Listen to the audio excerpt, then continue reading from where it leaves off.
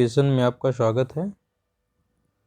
हम प्रोनाउन का चैप्टर पढ़ रहे हैं और प्रोनाउन में हम प्रोनाउन के प्रकार की बात कर रहे हैं, जहाँ पे हम प्रोनाउन के 10 प्रकार देखे हैं। उसमें से पहले प्रकार का प्रोनाउन है पर्सनल प्रोनाउन, उसकी बात कर रहे हैं हम। पर्सनल प्रोनाउन से संबंधित रूल्स देख रहे हैं हम, जिनसे संबंधित एग्जाम में क्वेश्चन पूछे जाते हैं। अभी तक हमने पर्सनल प्रोनाउन से संबंधित 12 रूल देख लिए हैं। आज हम अगले रूल की बात करते हैं। अगला रूल को हम देखते हैं। इसमें क्या है कि यहाँ हम 2 कंजंक्शन की भी बात करेंगे। 2 कंजंक्शन हमारे हैं, एक है एज और एक है देन। ये हमारे ऐसे कंजंक्शन हैं जिनके माध्यम से हम तुलना किए करते हैं। इनके माध्यम से हम किसी 2 नाउन के बीच में तुलना करते हैं। तो अगर यदि उन्हीं जिन नाउन के बीच में हम तुलना करने जा रहे हैं, उन्हीं नाउन को हटा करके उनकी जगह पे हम अगर एक वर्ड लगाएं तो वो क्या होगा? वो प्रोनाउन होगा। और वो प्रोनाउन किस रूप में होगा, इसकी चर्चा हम इस रूल में करेंगे। तो पहले हम इस कंजंक्शन की बात कर लेते हैं कि तुलना करने का हमारे पास क्या माध्यम है। जैसे ये दोनों कंजंक्शन प्रयोग करेंगे हम। एज के बाद बीच में हमारा होगा एक एडजेक्टिव, फिर एज, ठीक है, एडजेक्टिव। और कभी कभी क्या होता है, यहाँ एडवर्ब भी हो सकता है। तुलना जब की जाती है तो एज के माध्यम से अगर तुलना करनी है तो एज के बाद एडजेक्टिव रहेगा या एडवर्ब रहेगा, उसके बाद फिर एज आएगा। या एक अगर इसका ये सेंटेंस हमारा पॉजिटिव सेंटेंस होगा, तब ये वाला स्ट्रक्चर हम तब प्रयोग करेंगे जब हमें जिन 2 नाउन के बीच में तुलना करनी है, उनको क्या करना है, उनको हमें क्या दिखाना है, उनको हमें मतलब दोनों को एक समान दिखाना है। एक समान का मतलब ये है कि दोनों की अगर कोई क्वालिटी दिखा रहे हैं तो वो क्वालिटी में हम दिखाना चाहते हैं कि ये भी उतना ही ज़्यादा अच्छा है जितना अच्छा वो है। यानी दोनों को हम समान लेवल का दिखाना चाहते हैं। तो एज के बाद एडजेक्टिव की जो होगी, हमारे एडजेक्टिव या एडवर्ब की जो होगी, ये पॉजिटिव डिग्री, यहाँ पे जो ये लगेगा इसकी पॉजिटिव डिग्री, इसका प्रयोग होगा। उसके बाद फिर से एज का प्रयोग होगा। ये हमारा पॉजिटिव सेंटेंस होगा तो ये स्ट्रक्चर होगा। अगर यही हमारा नेगेटिव सेंटेंस हो जाए तब हमारा क्या हो जाएगा, नॉट आएगा। नॉट के साथ में एज ना करके यहाँ पे सो आ जाया करेगा। क्या आ जाएगा? सो। यानी ये हट करके नॉट, उसके बाद सो, फिर एडजेक्टिव की पॉजिटिव डिग्री, फिर हमारा एज, फिर उसके बाद नाउन। यानी कहने का मतलब हमारा स्ट्रक्चर ये होगा, एक नाउन जिसकी हम तुलना करना चाहते हैं, मान लो राम हो गया। इसके बाद राम के हिसाब से इसके बाद हमारी एक वर्ब होगी। जैसे राम के बाद इज लगा लिया हमने, राम इज। अब उसके बाद अगर हम एज राम और श्याम के बीच मान लो हम तुलना करना चाहते हैं, और राम को हम उतना अच्छा दिखाना चाहते हैं जितना अच्छा श्याम है, यानी दोनों को समान लेवल का रखना चाहते हैं, तो हम एज वाला स्ट्रक्चर प्रयोग करेंगे। तो जिस नाउन से तुलना करना चाहते हैं वो नाउन पहले, फिर एक वर्ब लगेगी उसी के हिसाब से, इज एज करेंगे एज। उसके बाद एडजेक्टिव की जो पॉजिटिव डिग्री होगी वो, फिर एज कर देंगे, एज श्याम। ये हो जाएगा हमारा स्ट्रक्चर। यानी Ram is as good as Shyam. इसका अर्थ ये हुआ राम जितना अच्छा है उतना अच्छा, मतलब राम जितना अच्छा है जितना कि श्याम। इसका मतलब ये है। इसका मतलब है यहाँ पे 2 सेंटेंस को जोड़ा गया है एज के माध्यम से। जैसे एक सेंटेंस रहा होगा राम, हमने कहा राम इज गुड, राम क्या है, राम अच्छा है। ऐसे हमने फिर कहा श्याम इज गुड।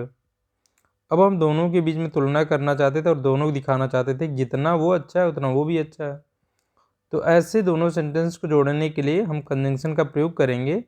यहाँ पे देखिए क्या है, यहाँ एक पहले हम एक नाउन को पहले रख लेंगे, फिर ये सिंगुलर है जिसके अकॉर्डिंग वर्ब रख लेंगे, फिर हम क्या करेंगे, यहाँ एक कंजंक्शन लगा लेंगे एज, फिर ये हमारा पॉजिटिव डिग्री का एडजेक्टिव होगा, फिर एक एज लगा करके क्या करेंगे, एज लगा करके हम दूसरा वाला नाउन रख देंगे। इस तरीके से हम दो नाउन के बीच में हम ये तुलना करेंगे जब हमें दोनों को समान लेवल का दिखाना है। अगर हमें यही पॉजिटिव डिग्री के एडजेक्टिव के माध्यम से नेगेटिव बनाना है, हाँ, तो अभी हमने बात किया, अगर हम दिखाना चाहें Ram is as good as Shyam, हमने किया। अब हम जान रहे ये क्या है, ये नाउन हमारे ऐसे नाउन है जो क्या है, प्रॉपर नाउन है या पर्सनल नाउन है। अगर इन्हीं की जगह पे हम प्रोनाउन यूज करने लगे तो क्या होगा, इसकी जगह ही यूज होगा, तो इसकी जगह भी क्या यूज होगा, इसकी जगह भी ही यूज होगा। अभी हम देखते हैं ये प्रोनाउन किस रूप में रहते हैं, इसी से संबंधित अब रूल पढ़ रहे हैं। अभी तो हमने ये जो देखा, हमने ये तुलना करने वाले स्ट्रक्चर की बात की, तो यहीं पे जो प्रोनाउन होगा उसकी बात कर लेते हैं। हमारा जो रूल है वो हमारा रूल ये है कि जब तुलना सीधे नॉमिनेटिव केस से की जाए। नॉमिनेटिव केस मतलब क्या होता है, सब्जेक्टिव केस, यानी जो सब्जेक्ट के स्थान पे बैठा हुआ है नाउन, वो क्या है, ये नॉमिनेटिव केस में है। अगर इसकी जगह जो प्रोनाउन लगा रहे हैं हम, वो सब्जेक्टिव केस में लगेगा। अगर हम किसी की तुलना डायरेक्ट सब्जेक्टिव केस से करते हैं, सब्जेक्टिव केस से की जाती है, तो जिसकी तुलना की जाए, जैसे इसकी तुलना की जा रही है, तो ये भी हमारा नॉमिनेटिव केस में ही होगा। यानी तुलना डायरेक्ट किससे हो रही, नॉमिनेटिव केस वाले नाउन या यहाँ प्रोनाउन होगा, प्रोनाउन से होगी।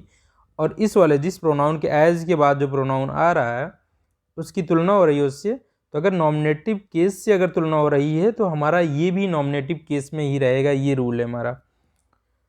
तो हम देख लेते हैं, इस रूल को भी देखते हैं। और हमने अभी बात की कि भाई अगर हमें दोनों को समान दिखाना है, अगर हमने राम और श्याम को दोनों को दिखाना है उतना ही अच्छा है जितना वो है। अगर हमें ये दिखाना है, एक को ज़्यादा अच्छा दिखाना है, एक को कम अच्छा दिखाना है, तो कैसे दिखा पाएंगे हम। और हमें एडजेक्टिव की पॉजिटिव डिग्री का ही प्रयोग करना है, तो हम सेंटेंस को नेगेटिव बना लेंगे। अब हम कह देंगे राम इज नॉट।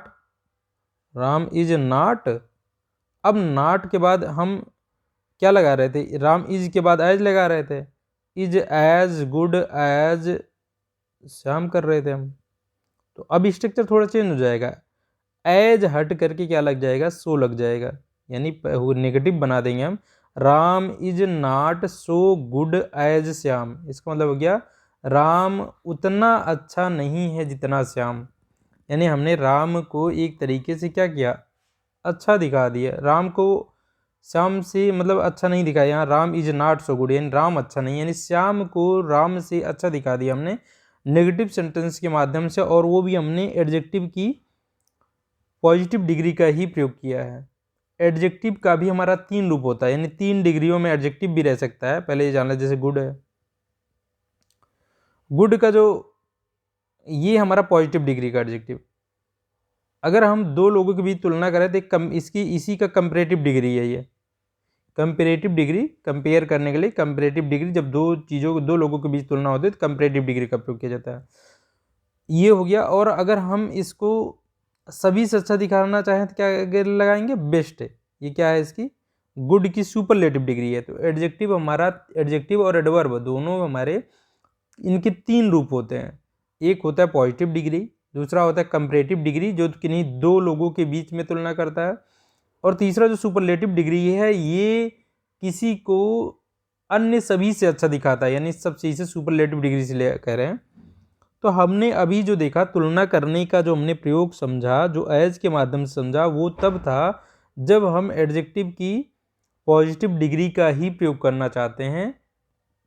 इसका मतलब ये हुआ, अगर हम एडजेक्टिव की पॉजिटिव डिग्री का प्रयोग करेंगे तो हम जिन दो लोगों के बीच में तुलना कर रहे हैं उनको हम एक समान लेवल का दिखा सकते हैं। जब हम क्या करेंगे, जब उसे सेंटेंस को हम बनाएंगे पॉजिटिव में, अगर सेंटेंस को हम नेगेटिव में बना देते हैं तो इसी के माध्यम से, यानी पॉजिटिव डिग्री के एडजेक्टिव के माध्यम से हम एक को दूसरे से ज़्यादा अच्छा दिखा सकते हैं हम, जैसा कि अभी हमने देखा। और बाकी जो है, अगर दो लोगों के बीच में तुलना करनी होती है और एक को दूसरे से अच्छा दिखाना है हमें, और हमें सेंटेंस हमारा किस में होना चाहिए, हमारा सेंटेंस हमारा पॉजिटिव ही होना चाहिए, नेगेटिव नहीं होना चाहिए, तो हम उस समय कंपेरेटिव डिग्री का प्रयोग करते हैं। चलिए हम इसी को देखते हैं एग्जाम्पल हमने, जैसे है हमारा है I am as strong as him. तो अभी हमने देखा कि भाई ये आई क्या है, आई सब्जेक्ट जगह पे है, ये सब्जेक्टिव डिग्री में अगर सब्जेक्टिव केस है तो आई प्रयोग होगा, ऑब्जेक्टिव केस होता मी प्रयोग होता। अब हम देख रहे हैं यहाँ पे दिखाया जा रहा आई को, आई के हिसाब से एम लगा हुआ है, उसके बाद एज स्ट्रांग एज हिम, यानी इन ये जो है और इन दोनों को समान लेवल का दिखाना चाहते हैं कि मैं जितना मजबूत हूँ उतना ही वह है। और अभी हमने बात की यहाँ प्रोनाउन का जो रूल पढ़ा हमने, ये तो हमने कंपैरेटिव का स्ट्रक्चर देखा। अब हम कह रहे हैं कि यहाँ पे जो प्रोनाउन है हमारा, अगर ये क्या है, ये नॉमिनेटिव केस की जगह पे जो प्रोनाउन रखा हुआ है, अगर इसी से तुलना डायरेक्ट होती है, यानी इसी से सीधे कंपेरिजन किया जा रहा है, तो हमारा जो यहाँ प्रोनाउन एज के बाद आने वाला है ये भी हमारा नॉमिनेटिव केस में होगा, यानी ही होगा ना कि हिम होगा। तो एग्जाम में इससे संबंधित क्वेश्चन दिए जाते हैं, यानी ये होगा I am as strong as he, यानी कि मैं उतना ही मजबूत, मैं जितना मजबूत हूँ जितना कि वह। अब हम यहाँ पे नेगेटिव बना रहे हैं, देखिए नेगेटिव ही इज के बाद नॉट लगाया, तो अब एज नहीं रख सकते, हम सो रखेंगे, he is not so strong, positive degree का एडजेक्टिव हमने रखा है, he is not so strong as.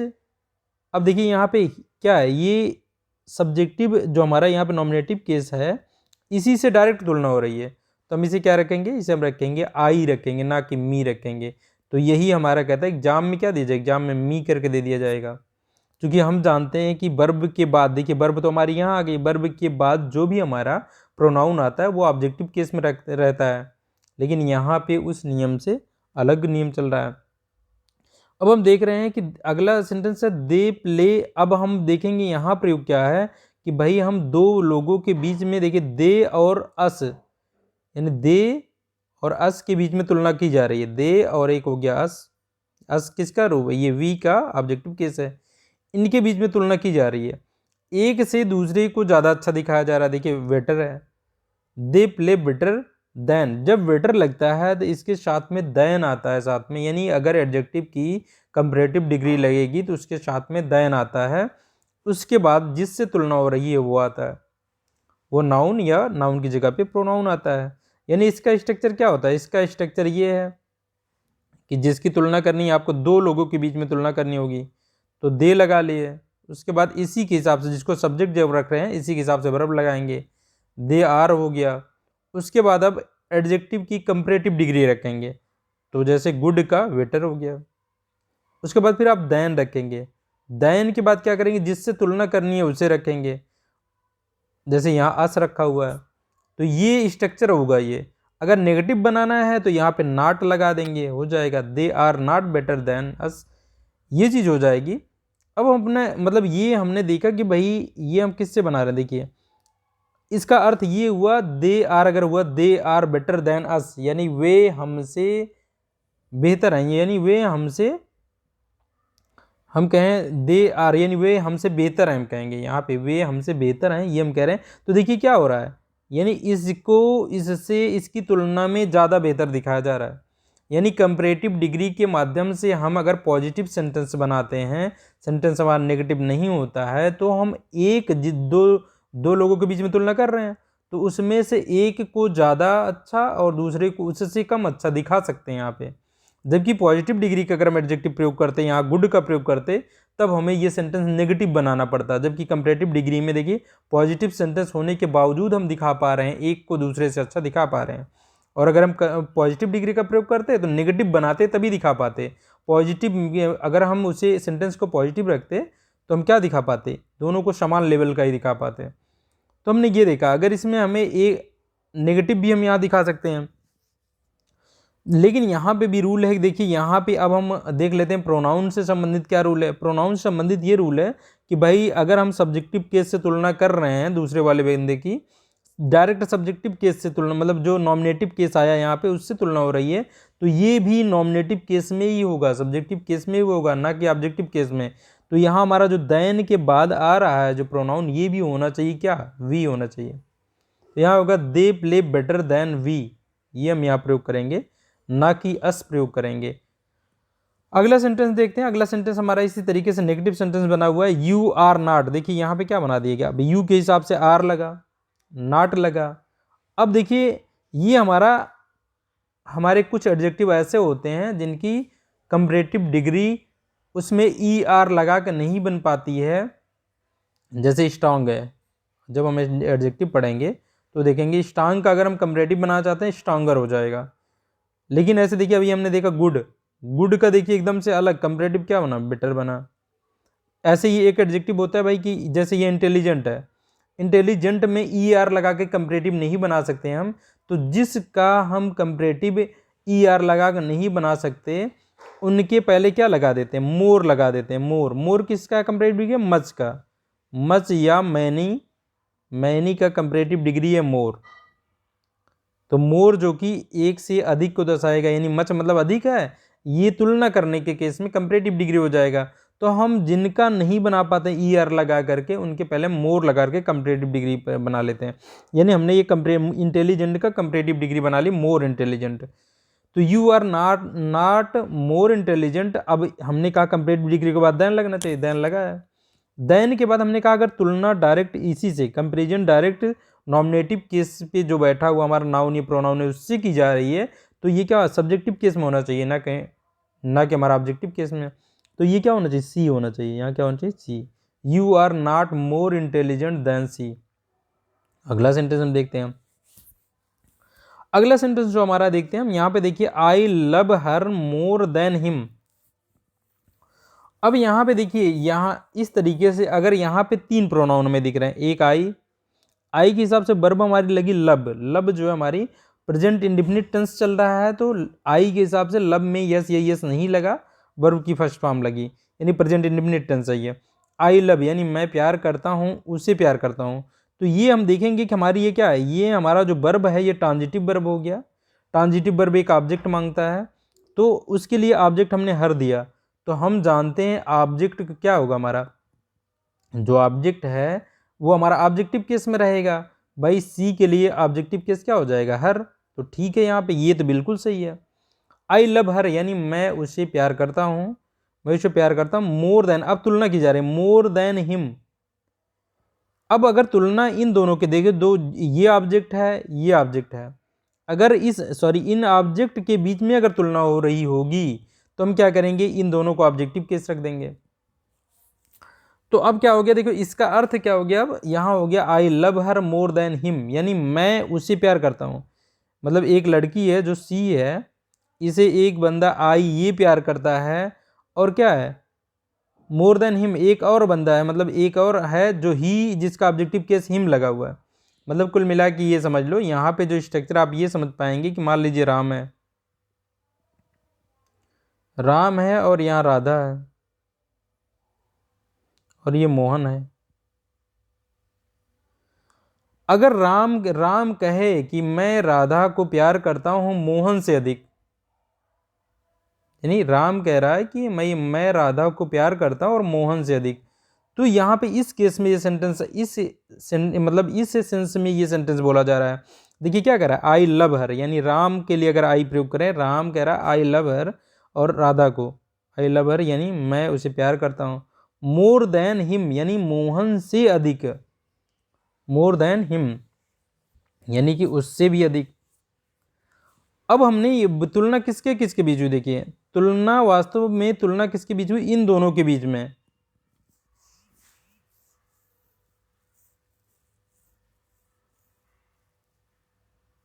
नहीं, यहाँ पे हो गया कि I love her more than him, यहाँ मतलब ये हुआ, यहाँ अच्छा इस वाले सेंटेंस का मतलब अलग हुआ। हम यहाँ देखेंगे अगर हम ऑब्जेक्टिव केस लगाते हैं तब इसका सेंस ये हुआ कि भाई राम जो है, राम ही दोनों को प्यार कर रहा है, एक राधा यानी राधा को भी प्यार कर रहा है राम, और जो है मोहन जो है मोहन को भी प्यार कर रहा है। क्योंकि मोहन के लिए हिम लगा है तो ही के हिसाब से लगेगा।